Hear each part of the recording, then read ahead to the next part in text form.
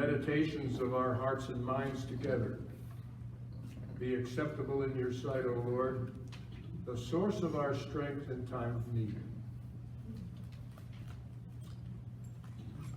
My comments today have been inspired by the Reverend Adam Hamilton, pastor of the largest Methodist church in America in Dallas, Texas, and author of numerous books, including one entitled, When Christians Get It Wrong.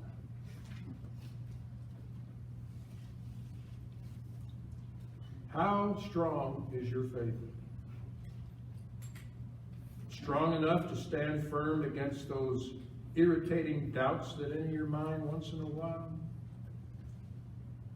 Can your faith be challenged and questioned with confidence? Can your faith withstand change when necessary? Can it handle the daily pressures that arise from both within and without? I would like to suggest that there are two critically important elements that are necessary to ensure that your faith is strong, that it is viable and dynamic, and that it works in your daily living. First of all, it must be firmly rooted in the truth. And second, it must be devoid of misconceptions or errors in thinking. Otherwise, your faith can be compromised and less effective. If not corrected, your faith can disintegrate. So today I would like to have you consider with me 5 misconceptions that many sincere Christians have regarding the Christian faith. In fact, I believe we have probably all been guilty of subscribing to one or more of these theological errors at some point in our faith journey. So let's take a look this morning at how and why Christians can get it all wrong. Misconception number 1. God is testing me. As we are all well aware, during our lives we are periodically confronted with difficulties and challenges. For me this past year, it has been my fight with cancer. Some people are unfortunate enough to be dealing with 2 or 3 or more major issues at the same time. And in an attempt to explain why such things are happening, especially when the person is a good person and not deserving of such circumstances, we often rationalize by saying, well, God is testing me. There is a huge error in this kind of thinking. The inference is that God is responsible for causing people traumas and problems merely so that he can test their loyalty. It assumes that God does unpleasant, unkind, or even vicious things to people. Now, we are taught that God is the source of all good things. The scriptures tell us that in him there is no darkness at all. God does not do bad things to people for any reason, testing included. Anyone who subscribes to this misconception is describing a very different God than the loving, compassionate God of grace and forgiveness that we are familiar with. Now, it is true that when we face tribulations in life, such as illness, death, depression, injury, broken relationships, it is a test. Some people will deal successfully with the situation and become stronger for it. Others will fail this test, not using it to strengthen their character, but rather permit the experience to weaken or destroy them. But it is not God that has dumped this test on them. Rather, it is God's role to be readily available to people to provide strength, support, and guidance in overcoming adversity. The eventual outcome of such thinking is that people will get angry at God and blame Him for their difficulties. God becomes their personal scapegoat. You know, you can blame life's trials on your own poor decisions and behavior. You can blame them on the decisions and actions of other people. Or you can blame them on the natural physical world and the natural state of affairs. But God is innocent and should not be expected to take the rap for your difficulties. Misconception number 2. God is punishing me.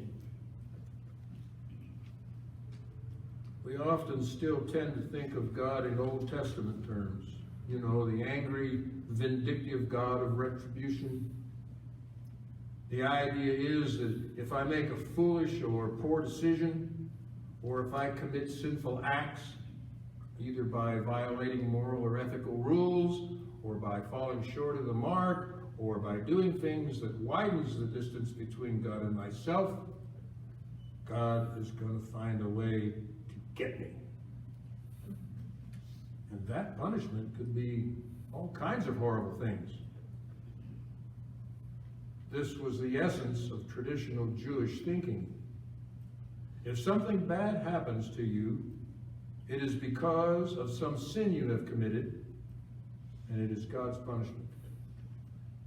It could even be punishment meted out to you for a sin your father committed. This embraces the same error in thinking as misconception number 1. The idea is that God monitors humanity, always on the watch for a sinner, and then zaps the person with some form of unpleasantness.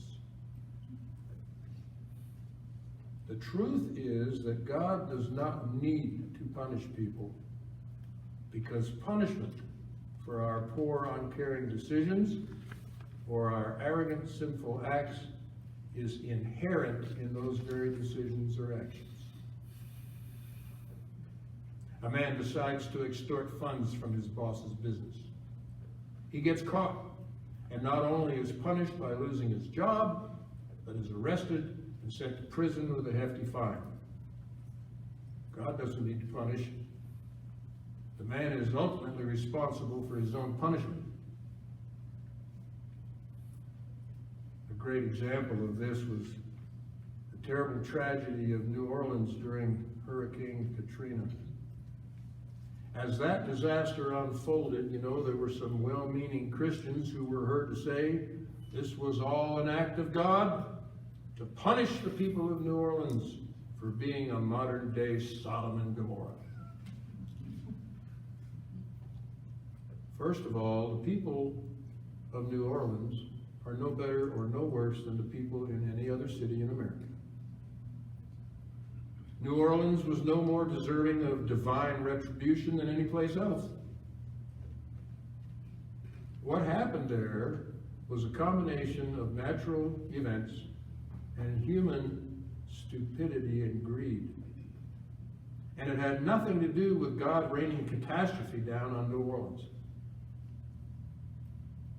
You know, everybody knew that building a city right next to the ocean, as much as 14 feet below sea level, was not the brightest idea. Everybody knew that the dikes and levees designed to hold back the floodwaters were inadequate. Everybody knew that those dikes and levees were in bad shape and needed major repairs and upgrading. Everybody knew that New Orleans is situated in a perfect bullseye for a major hurricane landfall.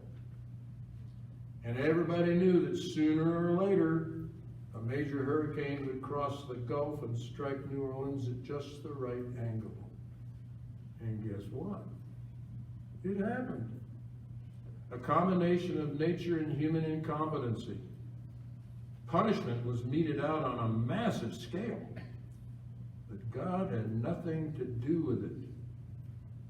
I mean, what kind of God intentionally and premeditatedly kills a couple thousand people, causes tens of thousands more to become homeless, and billions of dollars in damages and losses, all because God has decided that the people living in New Orleans were worse than anybody else and discovered and deserved to be brutalized. Our God is a God of compassion, love, and grace, always present in time of trouble, ready to help and encourage, not destroy and injure. Misconception number 3. You're going to love this one. God will never give you more than you can bear. Really? First of all, if that were true, how do you explain suicide?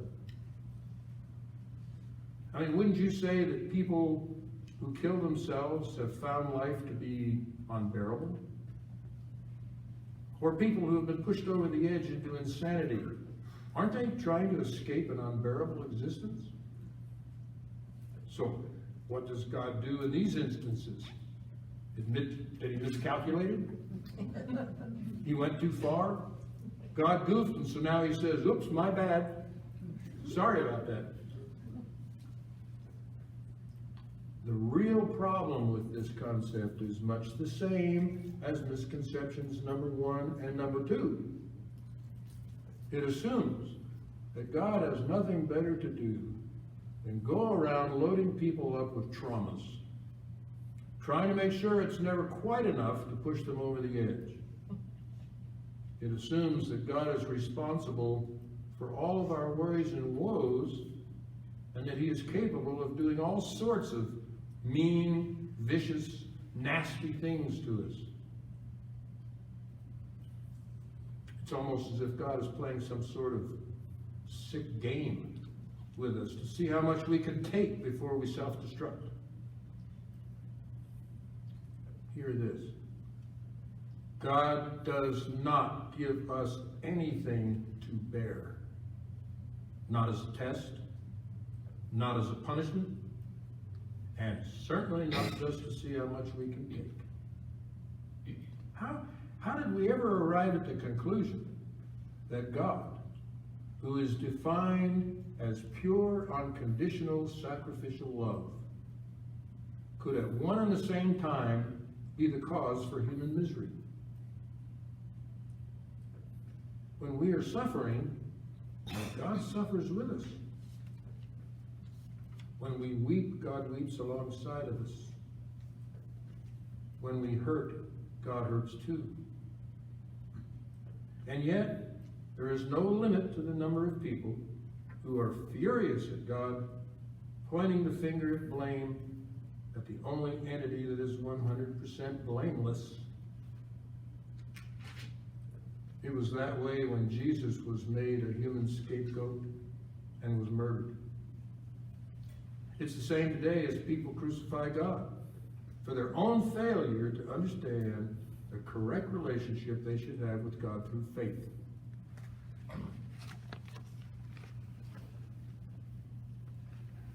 Misconception number 4.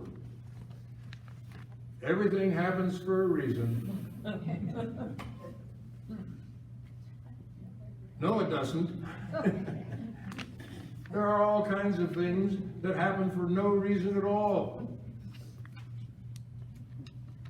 Now, the important word here is reason, and we need to examine this. It is true that there is a cause for everything that happens. You know, a cause and effect relationship. A man in a bar has several drinks. He leaves behind the wheel of a car intoxicated. On the way home, he smashes into another car, killing the driver. Effect, a dead person. Cause, drunk driving. Now that is a whole lot different than saying that everything happens for a reason. Because by using the word reason, we are insinuating that a higher power, a divine intellect, if you will, is carefully orchestrating all events for his own reasons, with some sort of hidden agenda that we are forever to be kept in the dark about. You remember the story from Scripture about a stone tower several stories high that collapsed one day, killing several men, collapsed on top, buried in the stone? The disciples said to Jesus, "What did those poor men do that they deserved to die in such a horrible way?" Jesus said essentially, they didn't do anything.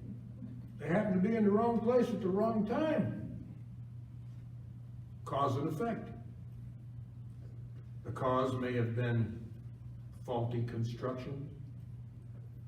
The tower may have been very old and had slowly deteriorated due to the weather. Or over a period of time, earthquakes may have weakened it and been responsible for its collapse. God didn't have anything to do with it. God wasn't punishing those men. God had no reason to cause the collapse. If we are willing to believe otherwise, we're right back to the very same familiar error made by those who subscribed misconcepts 1, 2, and 3.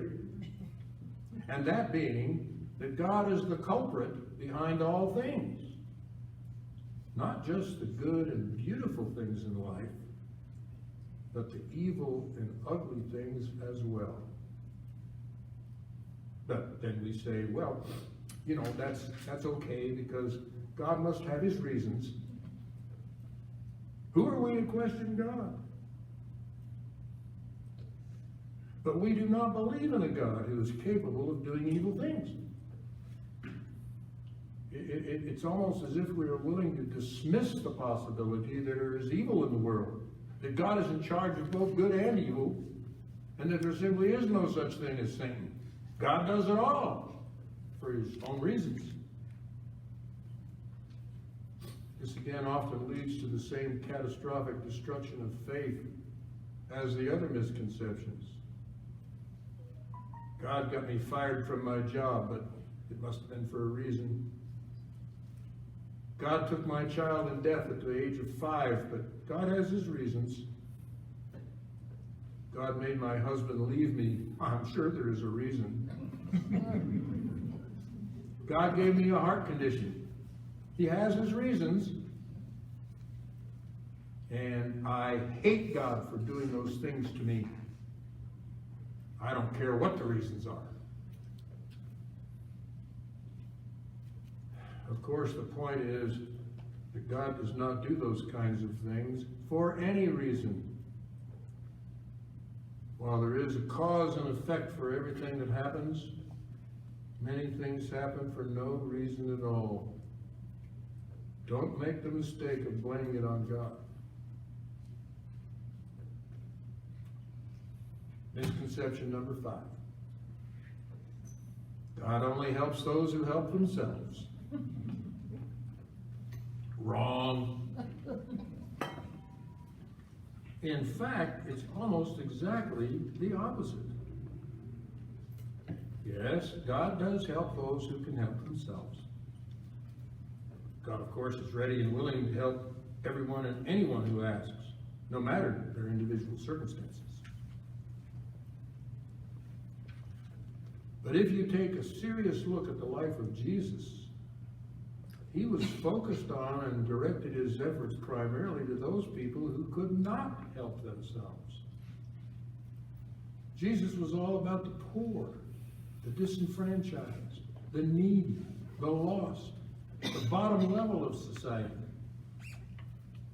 You know what? In fact, Jesus was very often critical of those people who had the means of helping themselves. This concept leads many of us into making the erroneous and unfair assumption that people who do nothing to improve their dire circumstances, who do not put forth the effort to better themselves, do not deserve support or help from the rest of us. We label them bums, lazy. Why would we assume such a stance when Jesus was always ready to help the downtrodden, no matter how little they may have deserved it? In modern American society today, there are enormous numbers of homeless, hungry, and desperate people. So we say in our positions of self-righteousness, well, they should do something about it. They should pull themselves up by their own bootstraps. If they want to move up the ladder of success, then they should at least take the initiative to climb up on the first rung of the ladder. We fail to recognize that in today's society, the first 2 or 3 rungs on that ladder may not even exist anymore.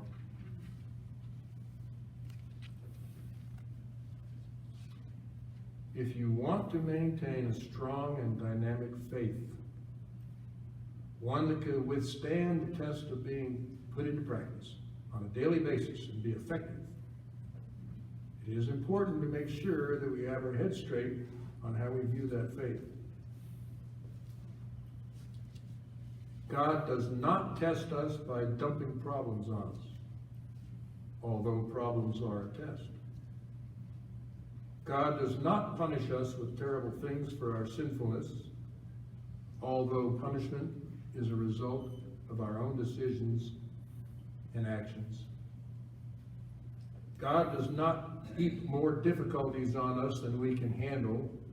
In fact, He is not the cause of any of our difficulties.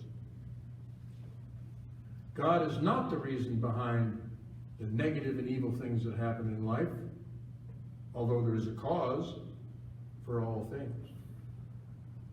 God does not ignore those who cannot help themselves, but favors them.